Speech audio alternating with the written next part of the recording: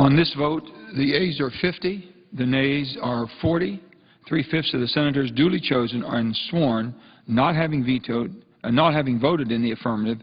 The motion is not agreed to. Majority Leader. And our motion reads for the vote by which cloture was not invoked. Motion is entered. Ask unanimous consent the Senate resume legislative session and proceed to pre-morning business for debate only. Senators permitted to speak for 10 minutes each. Without objection.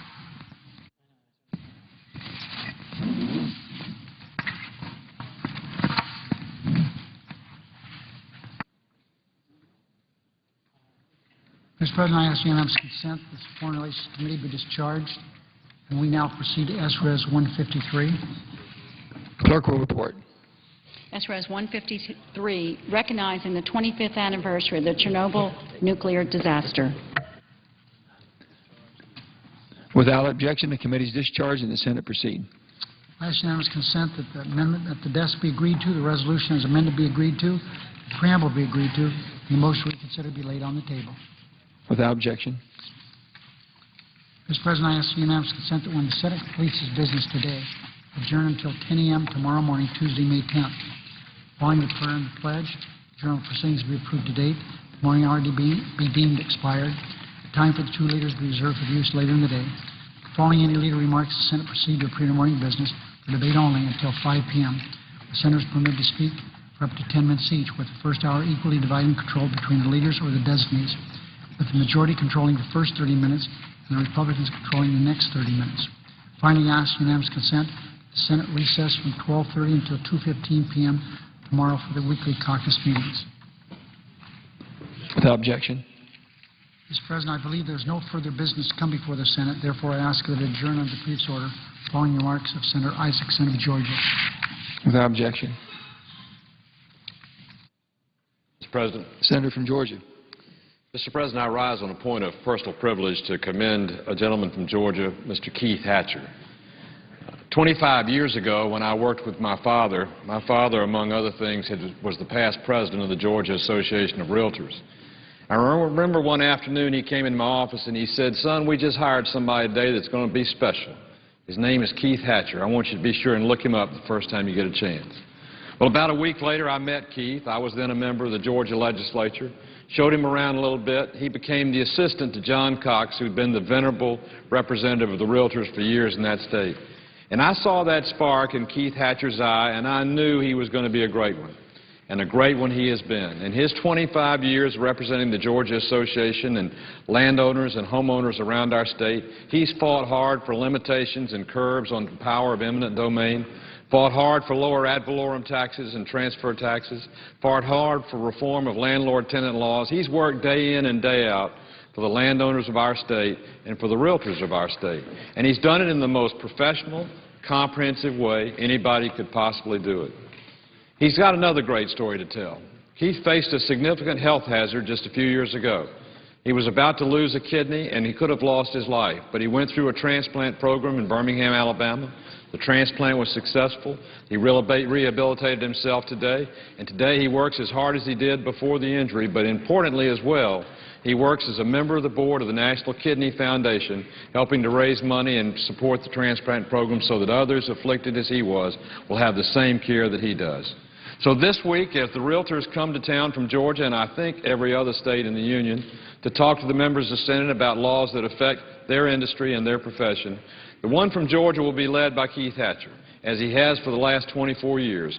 He'll be a voice for home ownership, a voice for lower taxation, a voice for wide distribution ownership of land, which makes the United States of America the most unique country of any on the face of this earth. And I am pleased to commend him today on the celebration of his 25th anniversary representing the Georgia Association of Realtors.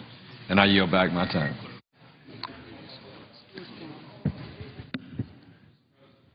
I suggest the absence of a quorum. Clerk will call the roll. Mr. Akaka.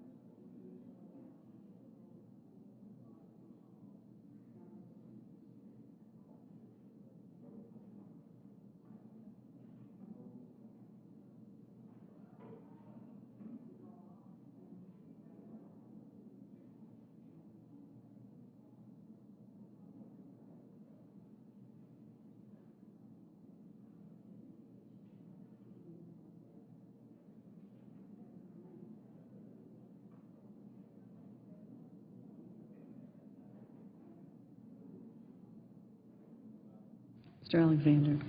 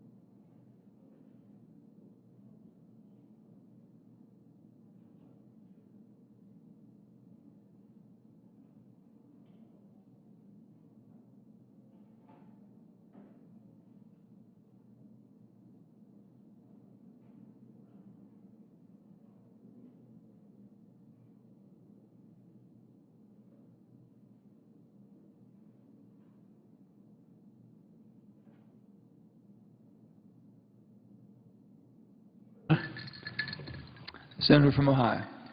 Thank you, Mr. President. I ask unanimous consent to dispense with the quorum call. Without objection. Thank you, Mr. President. Yesterday, across this country, we celebrated Mother's Day, marking the contribution of mothers across our country. But 2 months ago, the health of tens of thousands of expectant mothers and their unborn children was threatened by a drug company putting profit over public health. 2 months ago, there was justified public outrage that the cost of a drug hormone, a progesterone, to prevent premature births went from approximately $10 a dose, 20 doses are needed through the course of a pregnancy, to $1,500 per dose. The entire course of the 20-week treatment, therefore, was about $200. 3 months ago, 2 months ago, it went to $30,000, from $200 to $30,000. This was a once affordable and common treatment to help women facing high-risk labor. I visited Toledo's Children's Hospital, Metro Health in Cleveland, and St. Elizabeth's Health Center in Youngstown, and later Cincinnati Children's, to hear directly from patients and physicians and hospital executives about how the outrageous price increase affects them. Patients explained what it was like to overcome a previous miscarriage and rely on this progesterone to carry to full term today. Physicians and public health advocates explained the risk to women and children's health if the therapy were no longer affordable and accessible. Hospital administrators and state Medicaid directors worried that such an exorbitant increase, what it would mean to already stretched budgets.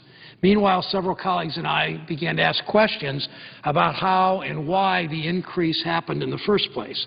We're concerned about how private companies abuse the FDA approval process or manipulate existing rules to shortchange consumers while those companies reap massive windfall profits. That's especially so because in addition to affixing such a high cost to the drug, this company, KB Pharmaceuticals from St. Louis, sent a letter threatening a cease and desist order to compounding pharmacies, those pharmacies that actually make their own progesterone in this case.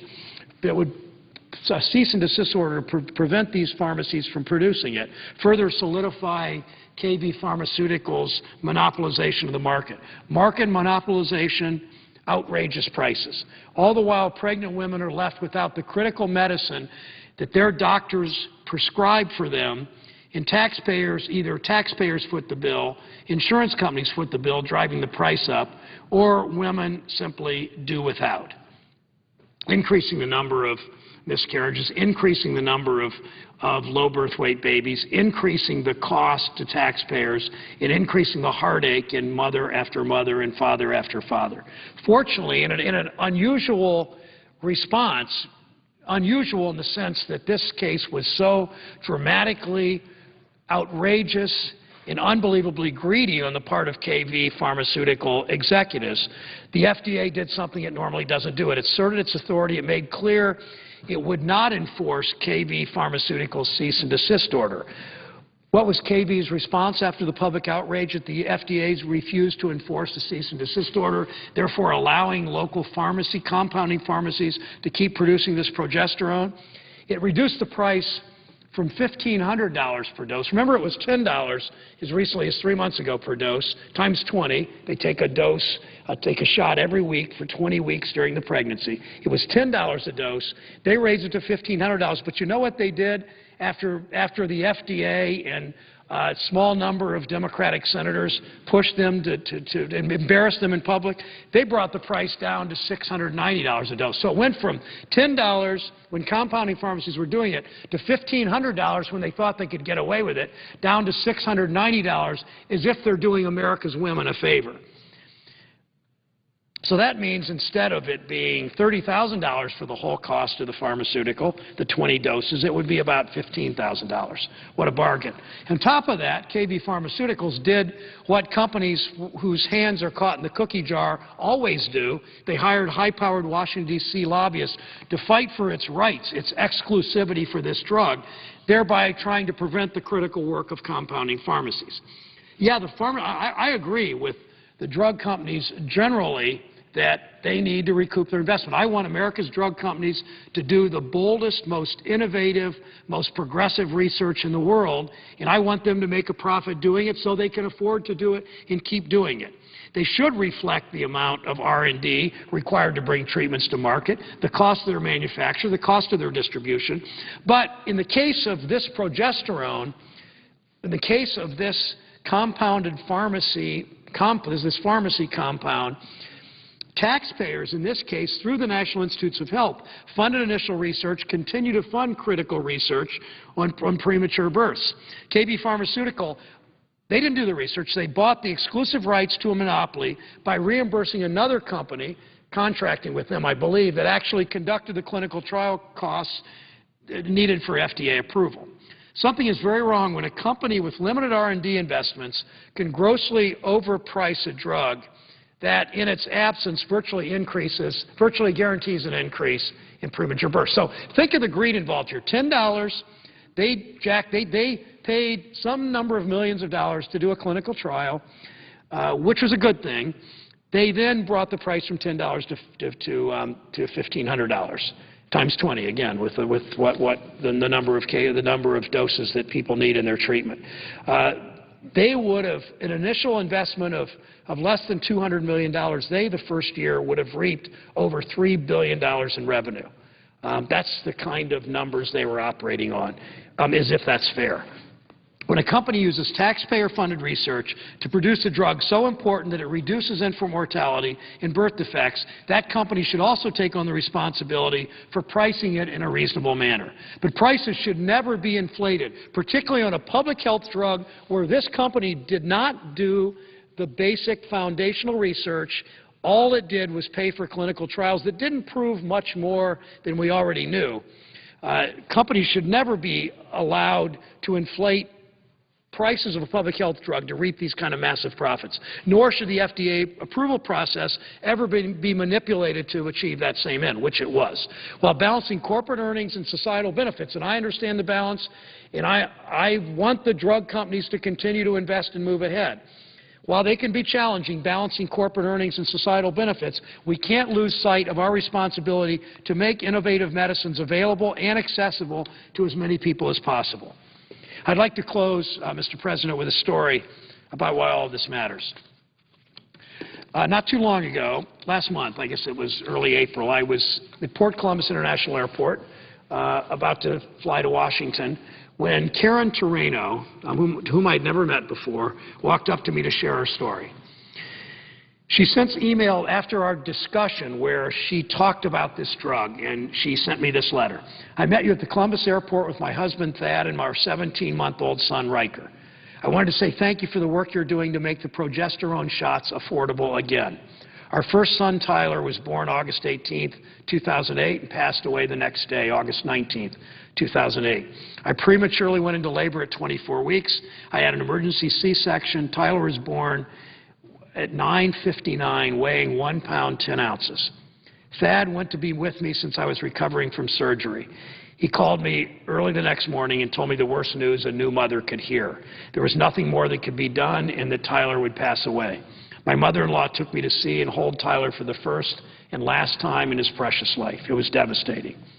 Thad and I have since worked with public health advocates to raise awareness on ways that we can all prevent premature births while following doctor's orders to wait 6 months before we tried again.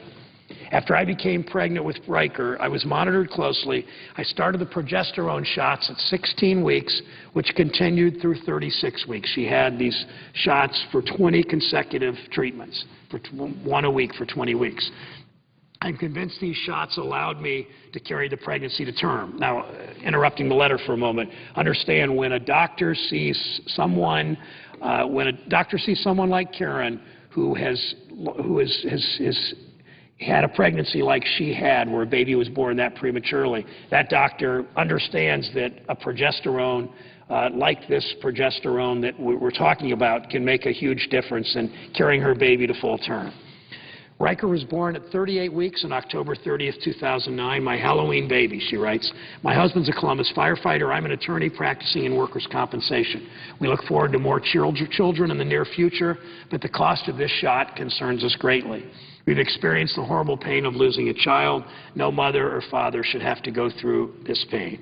She writes sincerely, signed sincerely, Karen Thad Riker and Tyler Terreno. Today is Karen's birthday, coincidentally. She celebrates with her son Riker and husband Thad and other family and friends, and she does with Tyler in her memory. I thank Karen for sharing her story, and to the patients in Toledo and Cleveland and Youngstown and across our nation and state who have spoken out about this and who deserve the affordable and accessible treatment they need for safe delivery.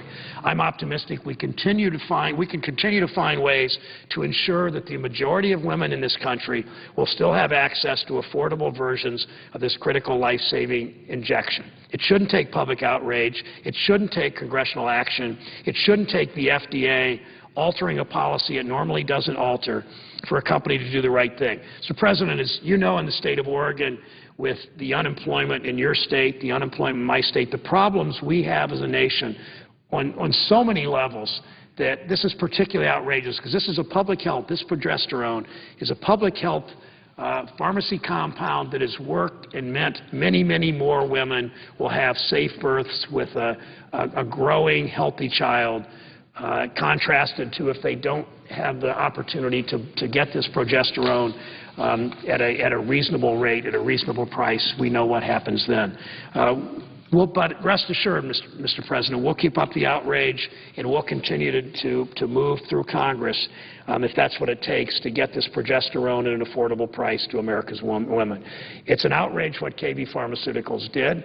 I applaud FDA for changing their policy to make it more accessible. I asked KB Pharmaceutical to again come to the table. Instead of lobbying Congress to get their way and make a huge amount of money on a relatively small investment, I asked them to come to the table and work with us so that we can make this very important pharmacy compound accessible to all American women whose doctors prescribe it to them. Mr. President, I yield the floor.